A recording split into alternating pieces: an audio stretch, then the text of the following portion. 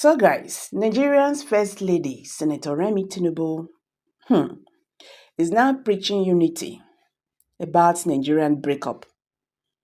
The quest, Northerners' quest for Nigerian breakup, she done the beg. He done the gather people to go they talk to the Northern Elders Forum led by Professor Anango Adulayi concerning what he's talking about. You know, this man, this last one he spoke about Nigeria's breakup was the third time he's mentioning this. And apart from that, a leader, a Waziri Castina, have also told the Northerners to get ready for Nigeria's breakup because they are not going to be taken unawares. So Tinubu is really panicking. This issue of breakup now, this matter now, not can be from the southeast, because the way it's going right now, maybe this thing is going to be very smooth coming from the north. The way the Northerners are really pushing about this breakup of Nigerians breakup and all that. Remi Tinubu is preaching unity. He's asking Nigerians to be calm and see the reforms the husband is really working out.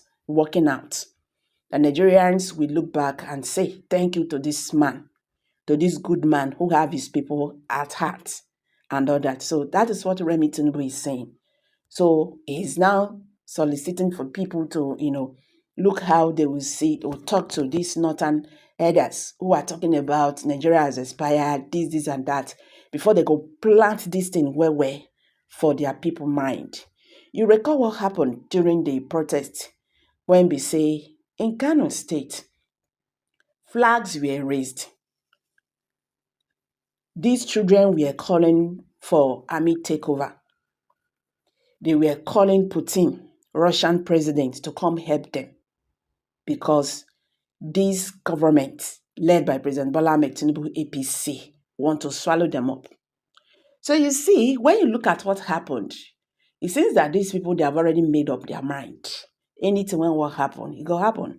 But trust those our brothers. They know they talk, they shake head. If they mean something, they mean it. Even when they talk and today, not happen today, believe in me, they know the joke. You understand? That thing, they must really act on it. Well, the issue on ground be say, Anango Adulayi, who is the convener of the Northern Elders Forum and the former vice chancellor of Ahmadu Bello University, ABU, Zaria, declared that Nigeria was in dire need of fundamental political and economic reforms as the legal instrument that established it as a country in 1914 expired 10 years ago. So what are we still doing? Adulayi, who stated this at the National Dialogue on a homegrown parliamentary system of government held in Abuja, he disclosed that the edict which led to the amalgamation of the Nigerian and Southern protectorate by the British colonial authorities in 1914 was meant to expire after 100 years. He explained that when the British brought together the diverse ethno-lingual groups, they met on ground and named the territory Nigeria. It was on the projection that the people would develop into a model nation state. According to him, the edict setting up the country gave a time frame within which the country will grow into an indissoluble state of fail, and the groups go their separate ways. So Nigeria was born in 1914. It was the product of an edict made by the colonial officers that were largely military in consultation with few of our elders, just 5 or 6 of them. So with the way the whole thing is going right now, Nigeria should rethink about the nation. So in conclusion of that edict, it is said that if we failed to build a country that we call our own and be proud of, by the expiration of that period, the various components that were in that amalgamation could go separate ways. So go and check what is what you will find.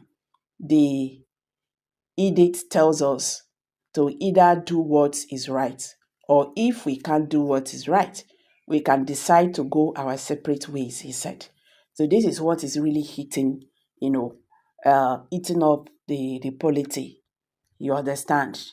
The leaders, they are now afraid that this issue of Nigeria has expired, blah, blah, blah, and all that will eventually affect President Bola Ahmed Tinubu's administration. So guys, I'm dropping it here. Kindly drop your comments below the comment section. Please don't forget to give us a thumbs up. Thank you, and bye for now.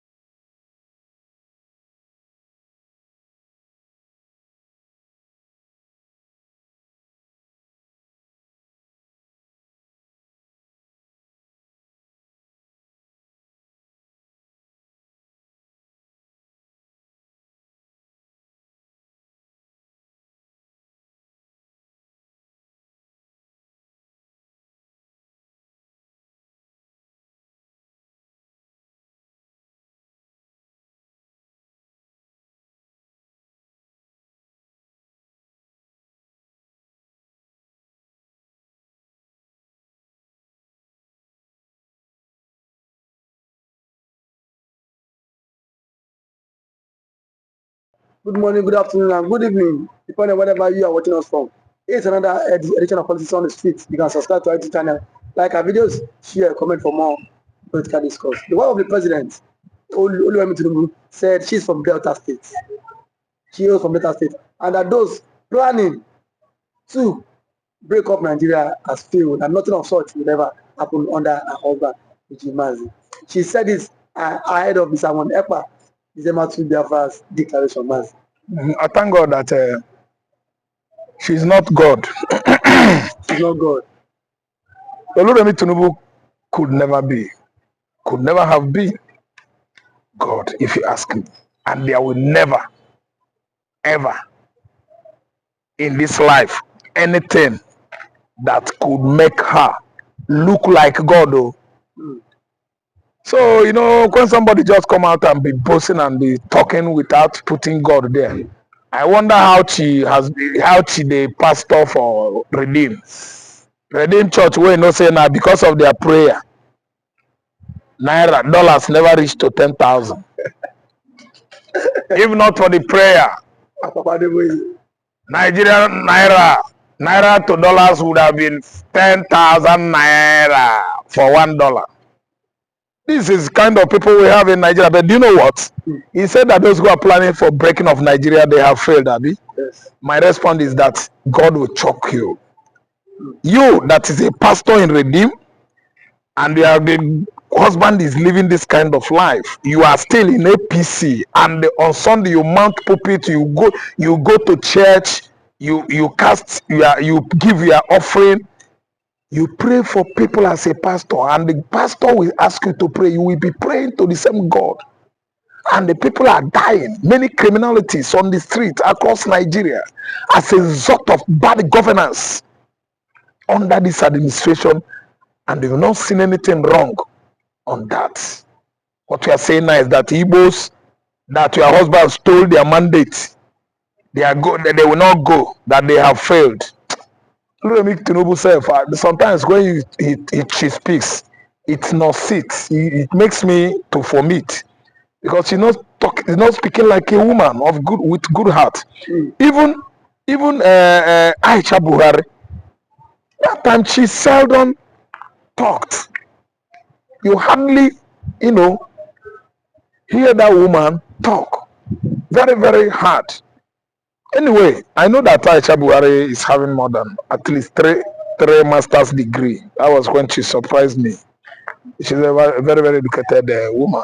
So I don't care if Oluremi said she is from Niger Delta or River State, that those planning to break off Nigeria, blah, blah, has failed. The political anomalies, political criminalities, all those political crimes committed by APC, her husband's party, culminated to the plans of some regions in Nigeria to see the way from this contraption. Oluremi, I don't know. Let me tell you, God will ask all of you why. This regime, you see, an Igbo man won an election, your husband hijacked it. In collaboration with a Fulani man that migrated from Futajelo Island. These are the people that are causing problem in Nigeria, that don't want Nigeria to work. Nigeria. Human beings are the problem of humans in Nigeria. That's the connotation of what I said in English. Human beings are the cause of fellow human beings' problem in Nigeria. So they think that is a threat to the Biafran struggle. Jesus. A woman came and said her mind. She said her mind now. It is not threat. No, she said her mind. Being the wife of the president, Remi Tinubu can never pose a threat to Biafra.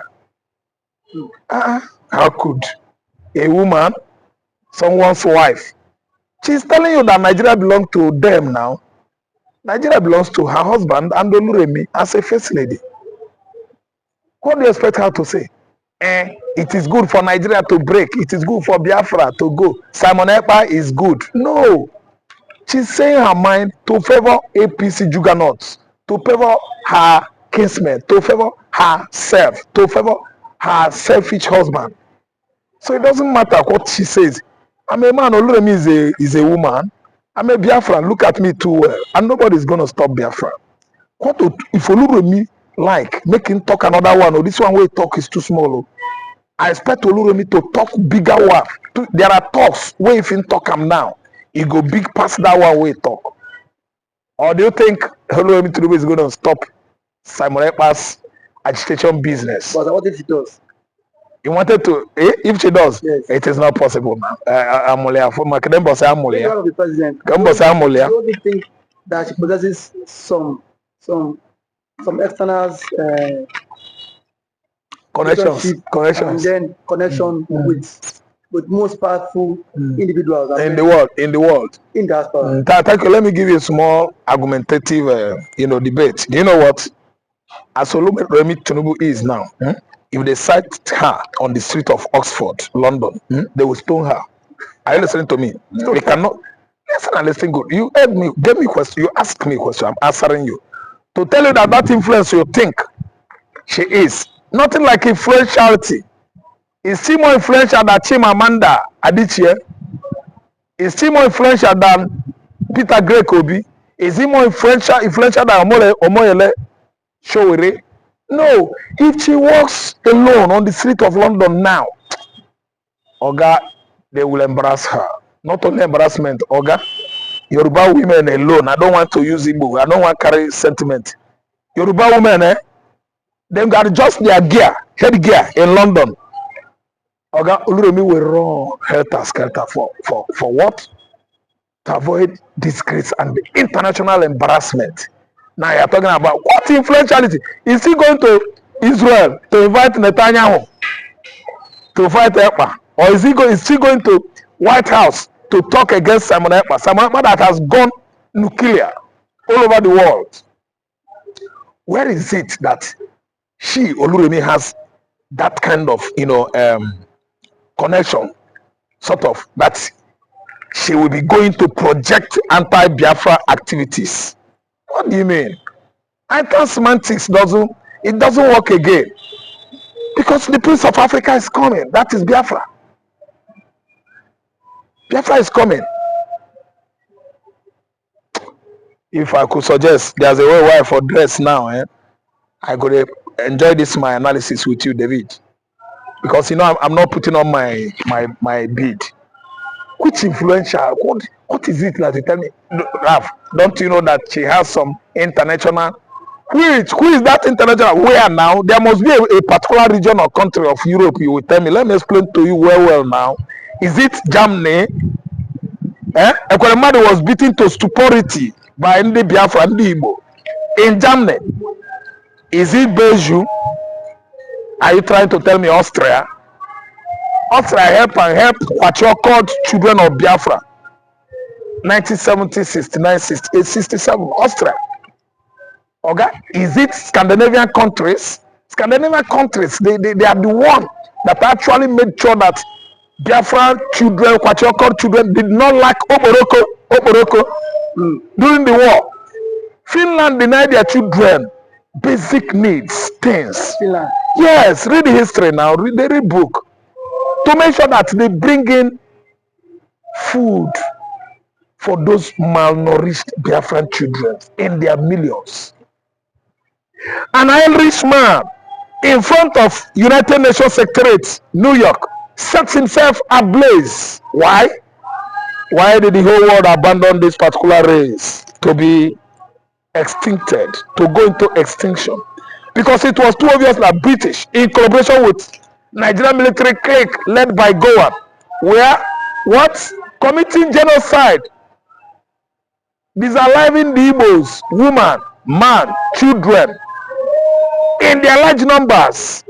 From 1967 to 1970, the Irishman took his life. It has gone down in history.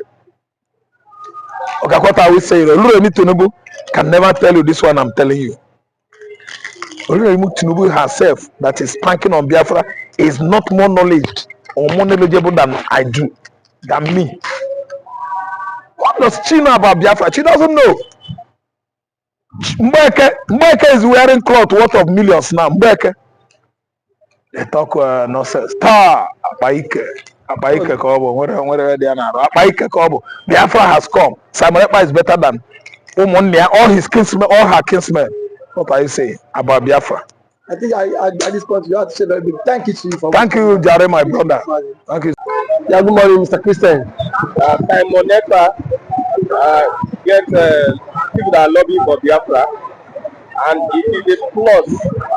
The way Simon Ekpa is going international, and it seems he's making this agitation a serious international issue by employing international lobbyists to make sure that Biafra is recognized at the world stage. Let's get a reaction. Now, thank you for that wonderful question, the anchor of this great platform. First and foremost, I want to say Simon Ekpa has come out to say, or has outlined countless times, that he said that the Nigerian government cannot win Biafra with a barrel of gun for the second time. Now when he said that, Nigerian government cannot win Biafra with a barrel of gun, it means that nobody needs to die for them to exit Nigeria. Now, Ojogun fought Biafra in a different dimension. Now, Remi Tinubu did it via his own dimension. So Ekpa is taking it globally. And now, we've seen world body recognize Biafra. We've seen the UN and then some other global body have come out to endorse the Biafra struggle. So kudos to him, it is a plus. Some persons have come out to say that Samonekpa should be discredited, the likes of Ohanes Edigbo and that of the southeastern governors. But my question is that you said Samonekpa should not be taken serious. Then who should be taken serious? The government who is not willing to protect our people? Is it the people who have refused to speak up when the Igbo man has been marginalized in the country? Is it the same governors who have become a tools in the hands of their Fulani master? So for you to even have